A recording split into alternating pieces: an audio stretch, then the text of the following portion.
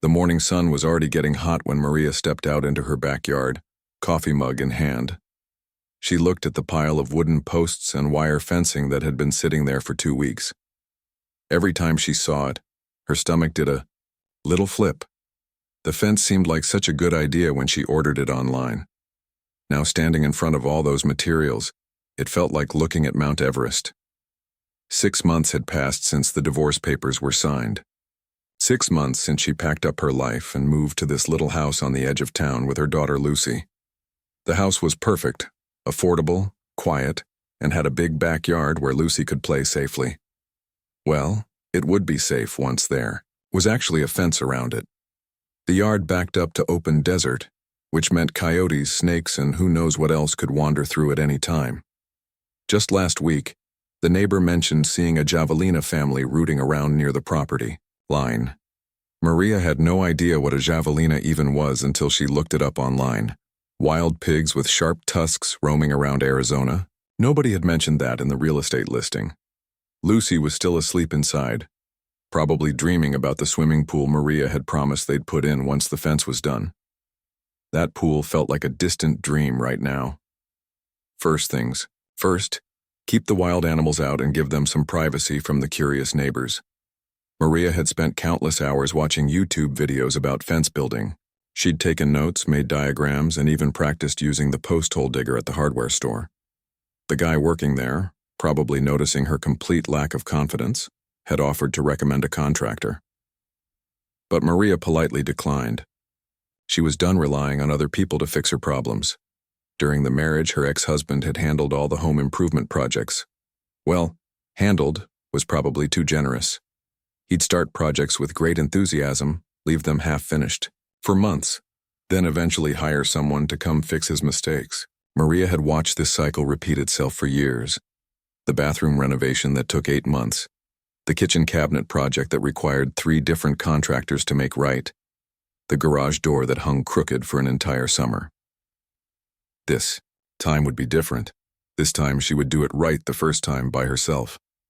No half-finished projects, no expensive contractors, and definitely no depending on anyone else. She'd already proven she could handle the divorce paperwork, find a new job, sell the old house, and get Lucy enrolled in a new school.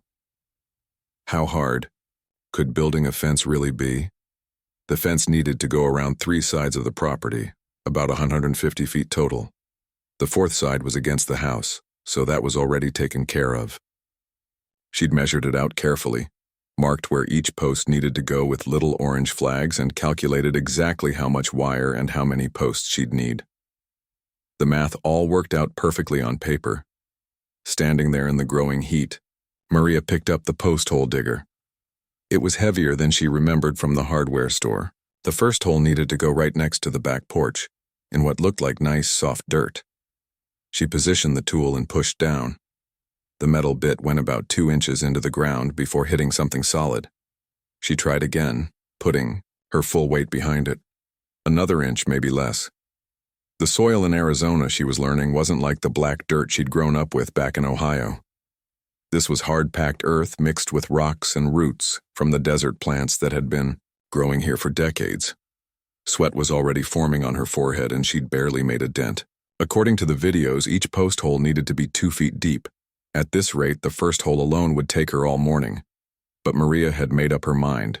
She was going to build this fence herself, even if it killed her. Lucy appeared, at the back door, still in her pajamas, rubbing sleep from her eyes. "Mom, what are you doing out there?" "Starting on our fence, sweetheart, remember? So you can play outside safely and we can get that pool." Lucy's face lit up at the mention of the pool. "Can I help?" Maria's first instinct was to say yes. Lucy was a good helper, and Maria could use the company. But then she looked at the sharp tools, the heavy posts, and the general chaos of the project ahead. This wasn't a craft project or baking cookies, this was serious construction work. "Maybe later, baby. Why don't you watch some cartoons while Mommy gets started? I'll come in for lunch in a little bit." Lucy nodded and disappeared back inside. Maria could hear the TV turn on through the open window. At least one of them would have a relaxing morning. Maria went back to attacking the first hole. Push down, wiggle the tool, lift up a handful of dirt and rocks. pushed down again. The sun was getting higher and hotter. Her hands were already getting sore, even through the work gloves she'd bought specially for this project. By 10 o'clock, she'd managed to dig about 8 inches down. Her back was aching, her hands were cramping, and she was starting to understand why fence installation companies charged so much money. This wasn't just about knowing how to use the tools. This was hard physical labor. She took a break to drink some water and check on Lucy, who was happily watching cartoons and eating cereal. The cool air conditioning felt amazing after being out in the heat. Maybe she could take a longer break, wait until the afternoon when it might be cooler. But then she remembered the weather forecast. It was only going to get hotter as the day went on. Back outside, Maria attacked the hole with renewed determination. She tried different techniques, chopping at the dirt instead of just pushing straight down, using a regular shovel to scoop out the loose stuff, even pouring water on the ground to soften it up. Nothing seemed to make much difference. Around noon, with the first hole finally approaching the right depth, Maria's next-door neighbor appeared at the fence line. He was an older Hispanic man who'd waved politely when she'd moved in, but they'd never really talked. "Hot day for digging?" he called out with a friendly smile. "Tell me about it," Maria replied, wiping sweat from her face with her sleeve. "Building a fence is tough work. I helped my brother put one up last year. Took us 3 full weekends, and there were 4 of us working on it." Maria's heart sank a little. 3 weekends with 4 people? She'd been hoping to finish the whole thing this weekend. "You need any help?" the neighbor continued. "I've got some tools that might make it easier. And my nephew's visiting this week. He's young and strong." It was a kind offer, and Maria could tell it came from a genuine place. But accepting help felt like admitting defeat before she'd even really tried. "I appreciate that, I really do. But I've got it handled. Just taking my time, doing it right." The neighbor nodded, but she could see the doubt in his eyes. "Well, if you change your mind, just holler. Name's Roberto, by the way. Maria. And thank you." Roberto headed back to his house, leaving Maria alone with her partially dug hole and growing doubts. Maybe she was being stubborn. Maybe accepting help would be the smart thing to do. But every time she considered it, she thought about all the times during her marriage when she'd let other people handle things she could have learned to do herself. No, she was going to see this through. Even if it took longer than expected, even if her hands were covered in blisters by the end, she was going to build this fence herself. Lucy deserved a mother who could handle whatever life threw at them, and Maria deserved to prove to herself that she was stronger than she'd ever realized. She picked up the post hole digger again and got back to work. The first hole was almost done. Only 14 more to go. 3 weeks had passed since Maria started the fence project, and honestly, it wasn't going well. What she thought would be a weekend job had turned into something that consumed every spare moment she had. Her hands looked like she'd been in a fight with a cactus, covered in bandages, calluses, and healing cuts from wrestling with wire and wood. The first weekend had been a reality check. After spending 6 hours on that first post hole, she'd managed to get 3 posts in the ground. They weren't perfect. One leaned slightly to the left, another was about an inch too high, but they were in. She'd felt pretty proud of herself until she tried to attach the wire fencing, and realized none of the posts were exactly the same distance apart. Weekend 2 had been about fixing the mistakes from weekend 1. She'd had to dig up the crooked post, re-level it, and adjust the spacing. Then she'd learned the hard way that wire fencing has a mind of its own. The roll was heavy, unwieldy, and seemed determined to tangle itself into knots whenever she wasn't looking directly at it. What should have been a simple matter of unrolling and attaching had turned into an hour-long wrestling match that left her sweaty, frustrated, and sporting several new scratches. Now it was the 3rd weekend, and Maria was starting to understand why people hired professionals for this kind of work. She was averaging about 2 posts per weekend, which meant the fence wouldn't be finished until sometime around Christmas. At this rate, Lucy would be in college before they got that swimming pool. But Maria was nothing if not stubborn. Every morning before work, she'd look out at the partially completed fence and promise herself she'd make more progress that weekend. Every evening after work, she'd research new techniques, watch more videos, and plan her strategy for the next attempt. Lucy had been incredibly patient through all of this.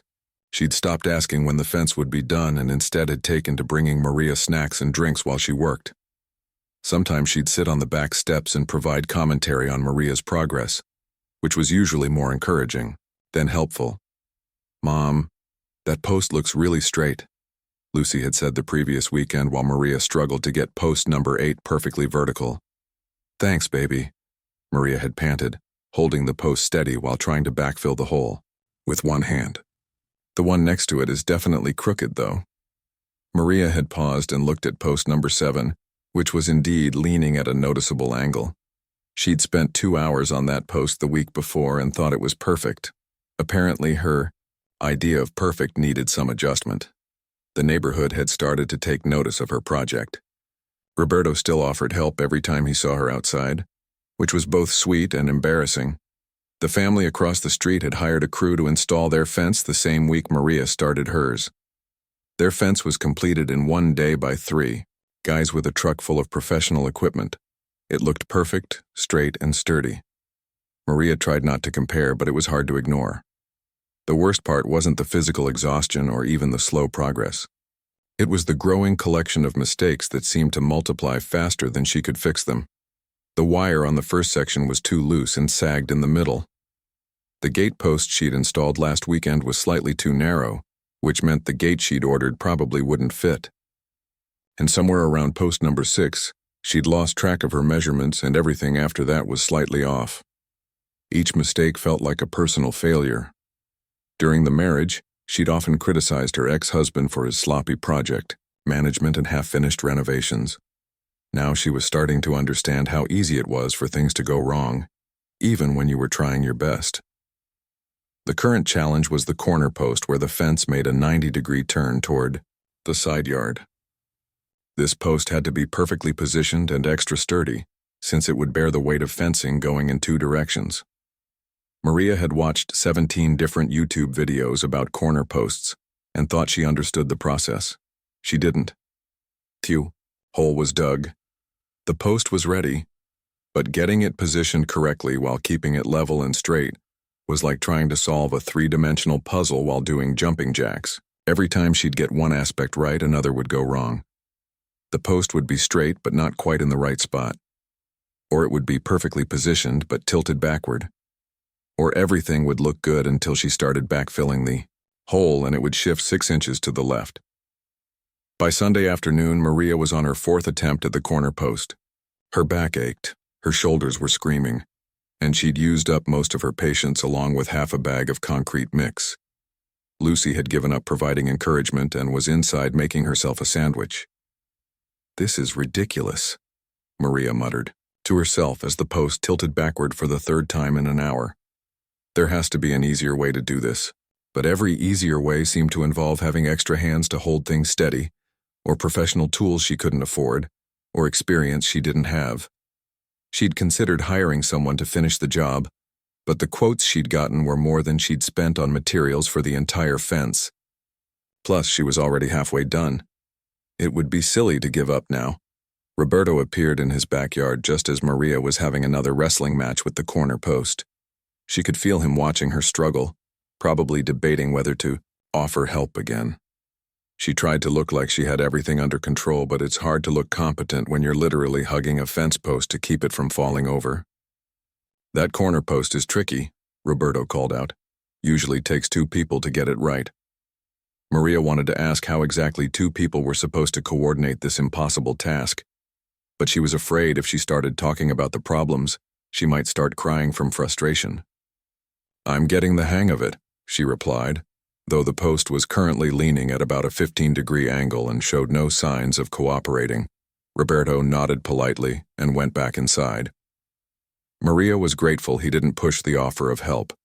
She wasn't sure she'd have the strength to refuse again. By evening, she'd managed to get the corner posts standing upright and reasonably straight. It wasn't perfect. None of them were. But it was good enough to move forward. As she cleaned up her tools and surveyed the day's work, Maria felt a mixture of pride and exhaustion that was becoming familiar. She was learning things about herself. Through this project, she was stronger than she'd thought, more persistent than she'd given herself credit for, and definitely more stubborn than was probably healthy. She was also learning that some things really were harder to do alone, even if admitting that felt like giving up. Tomorrow was Monday, which meant 5 days of regular work before she could get back to the fence. 5 days to let her hands heal, her back recover, and her determination rebuild. 5 days to watch more videos, research better techniques, and convince herself that the next weekend would be different. Looking at what she'd accomplished so far, 8 posts installed, 3 sections of fencing attached, countless problems solved through trial and error, Maria had to admit she was making progress. Slow progress, frustrating progress, but progress nonetheless. The fence was beginning to look like an actual fence instead of just a pile of materials in the backyard. And more importantly, Maria was beginning to feel like someone who could tackle big projects and see them through to the end, even when everything went wrong. She just needed to figure out how to do it without completely wearing herself out in the process.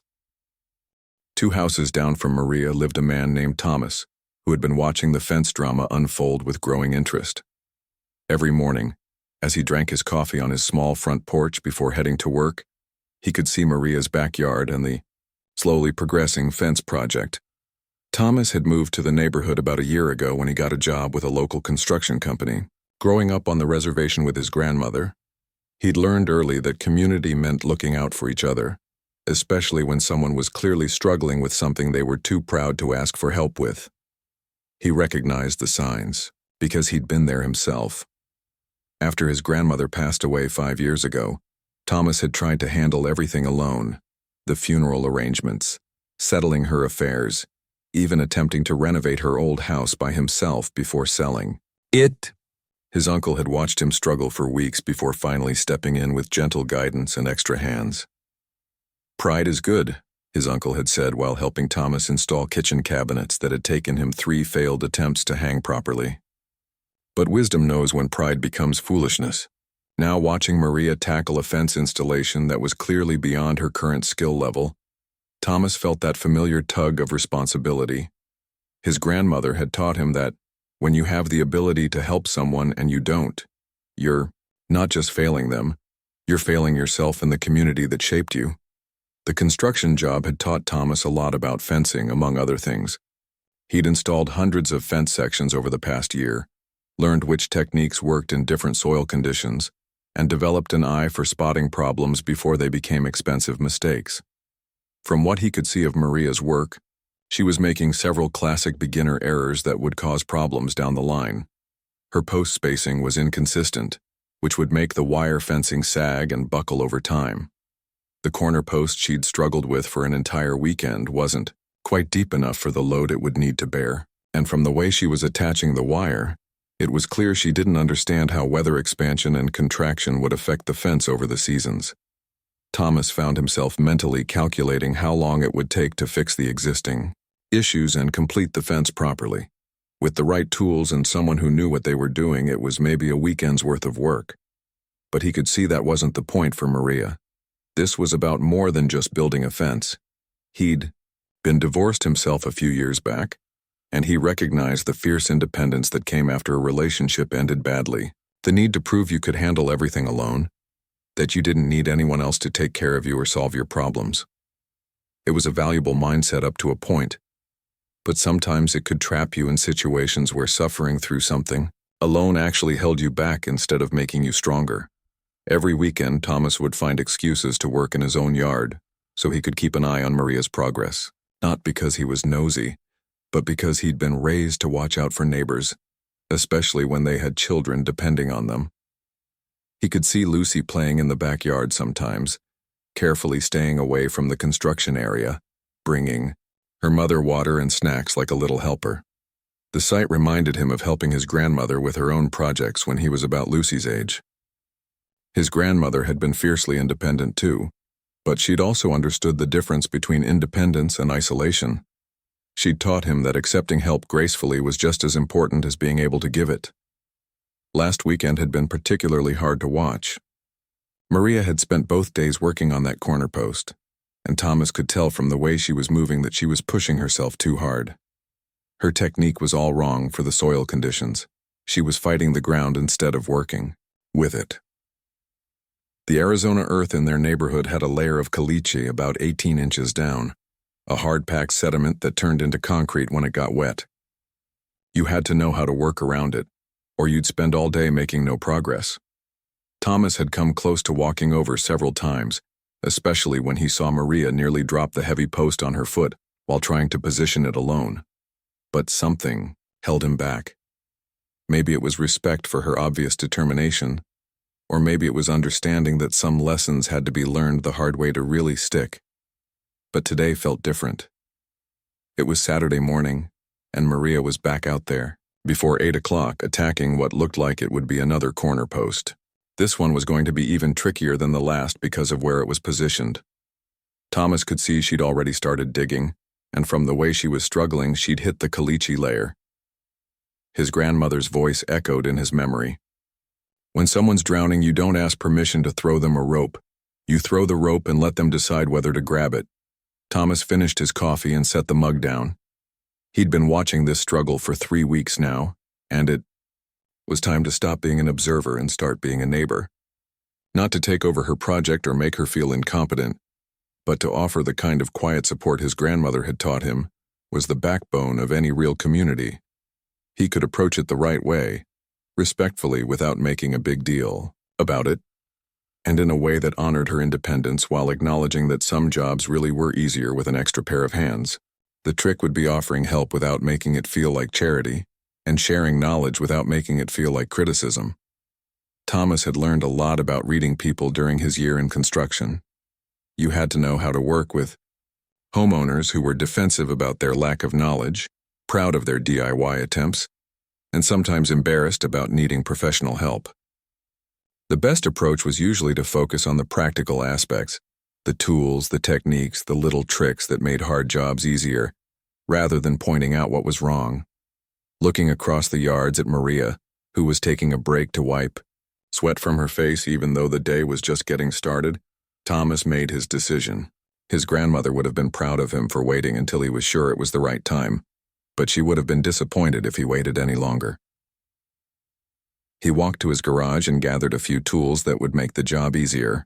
A proper digging bar for breaking through caliche, a level that would help get the post straight the first time, and a small hydraulic jack that could hold a heavy post in position while someone backfilled the hole. As he crossed the yard between their houses, Thomas thought about how to start the conversation. His grandmother had always said the best way to offer help was to make it about what you needed rather than what the other person was lacking. Maybe he could frame it as returning a favor for something, or needing to practice a technique, or just wanting to be neighborly. What mattered most was making sure Maria understood that accepting help wouldn't diminish what she'd already accomplished. She'd done the hard work of planning, buying materials, and pushing through 3 weeks of challenges. She'd figured out solutions to problems that would have stopped a lot of people. All Thomas wanted to do was share some techniques that would make the rest of the project go smoother. As he approached Maria's backyard, tools in hand, Thomas hoped he could find the right words to offer help in a way that felt like partnership rather than rescue. Because the truth was, he could use the practice and the neighborhood would be better with a properly built fence that would last for years instead of falling apart in the first strong wind. Sometimes the strongest thing you could do wasn't doing everything alone. Sometimes it was knowing when to let someone else share the load. Maria was about ready to throw in the towel when she heard footsteps behind her. She'd been fighting with the same hole for over an hour, and her progress had basically stopped. Every time she thought she was making headway, the digging bar would hit something solid and refuse to go any deeper. "Morning," came a quiet voice behind her. She turned to see her neighbor from a couple houses down, the one who'd always waved politely but never really talked much. He was carrying what looked like professional tools, and for a moment Maria's heart sank. Great, another neighbor who thought she was in over her head. "Hi," she replied, trying to sound more confident than she felt. Sweat was already dripping down her face, and she probably looked like she'd been wrestling with wild animals. "Thomas," he said, setting his tools down carefully. "I live in the blue house over there. Been watching you work on this fence project." Maria's defenses went up immediately. She'd had enough people tell her how hard fence building was, how she should hire professionals, how she was taking on too much. I know it's taking longer than expected, but I'm getting there. Thomas nodded, looking at the hole she'd been digging. That's caliche you're hitting down there. Hard stuff. Like concrete when it gets packed down. Caliche? Maria had never heard the word before. Sediment layer that forms in desert soil, about 18 inches down in most of this neighborhood. Thomas picked up his digging bar, which was longer and heavier than Maria's. Mind if I show you something? Before Maria could answer, he positioned the bar at an angle and struck the hard layer with a sharp, controlled motion. Instead of trying to punch straight through like Maria had been doing, he worked at breaking up chunks from the side. In about 2 minutes, he'd loosened more material than Maria had managed in the previous hour. It's not about strength, he explained, handing the bar back to her. It's about knowing where the weak points are. Maria took the bar and tried to copy his technique. It worked immediately, breaking off a satisfying chunk of the hard layer. Where did you learn that? Construction work. Been doing it about a year now. Thomas was quiet for a moment, then added, My grandmother taught me that every job has tricks that make it easier. Usually someone's figured them out already, and there's no shame in learning from them. There was something about the way he said it that didn't make Maria feel incompetent. It wasn't condescending or pitying. It was just practical information shared between neighbors. I guess I've been doing this the hard way, Maria admitted, continuing to work on the hole with her new technique. We all do things the hard way, until someone shows us an easier way. Thomas watched her work for a moment. You're doing good work here, really. It's just that some of these techniques aren't obvious unless you've done it before. Over the next hour, Thomas shared a handful of simple tricks that transformed Maria's approach to the project. How to read the soil to know where rocks were hiding before you started digging. Why posts needed to be a specific depth relative to their height for stability. The right way to attach wire fencing so it wouldn't sag over time. What impressed Maria most was that Thomas never took over. He would demonstrate a technique, then step back and let her do it herself. When she made mistakes, he'd suggest adjustments without making her feel stupid. When she got something right, he'd nod approvingly and move on to the next challenge. You've got good instincts, he said as Maria successfully positioned the corner post that had been giving her trouble. You just needed to know a few specific things about how the materials behave. Lucy appeared in the backyard around noon, curious about the new helper. She was typically shy around strangers, but something about Thomas's quiet demeanor put her at ease. Is that man helping you build our fence, Mom? Thomas is teaching me some better techniques, Maria explained. So we can make sure it's really strong. Thomas smiled at Lucy. Your mom's doing all the real work. I'm just sharing some tricks I learned from people who taught me. Lucy studied the fence progress with the serious expression she usually reserved for important decisions. It looks much straighter now, she was right. The section they'd worked on that morning was noticeably more professional looking than Maria's earlier attempts. The posts were uniformly spaced, perfectly vertical, and the wire was taut and properly secured. Would you like to learn how to help? Thomas asked Lucy. There are some jobs that are perfect for someone your size. For the rest of the afternoon, the three of them worked together. Lucy was put in charge of organizing hardware and making sure they had the right screws and bolts for each step. Thomas handled the heavy lifting and demonstrated techniques. Maria did most of the actual installation work, but now with guidance that prevented the costly mistakes she'd been making. The conversation flowed naturally as they worked.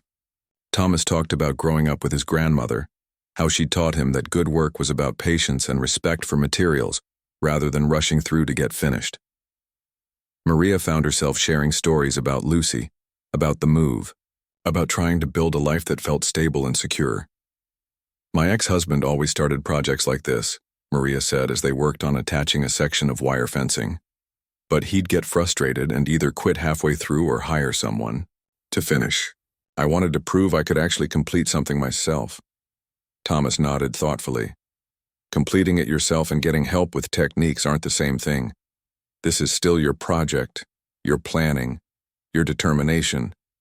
You're just learning some skills along the way. That perspective shift meant more to Maria than Thomas probably realized. She'd been so focused on doing everything alone that she'd forgotten there was a difference between independence and isolation. Learning from someone didn't make her weak. It made her more capable. By late afternoon, they'd made more progress than Maria had achieved in the previous 2 weekends combined. The fence was starting to look like something that belonged in the neighborhood instead of like an amateur craft project. "Same time next weekend?" Thomas asked as they cleaned up the tools. Maria hesitated. Part of her still felt like accepting ongoing help was somehow cheating. But looking at what they'd accomplished together and thinking about how much Lucy had enjoyed being part of the project, she realized her pride had been getting in the way of good sense. "That would be great," she said, "but I insist on buying pizza for lunch. It's the least I can do." Thomas smiled. "My grandmother always said the best payment for help was a shared meal and good conversation." As Thomas gathered his tools and headed home, Maria looked at the day's progress. They'd installed 4 posts, attached 2 complete sections of fencing, and solved problems that had been plaguing her for weeks.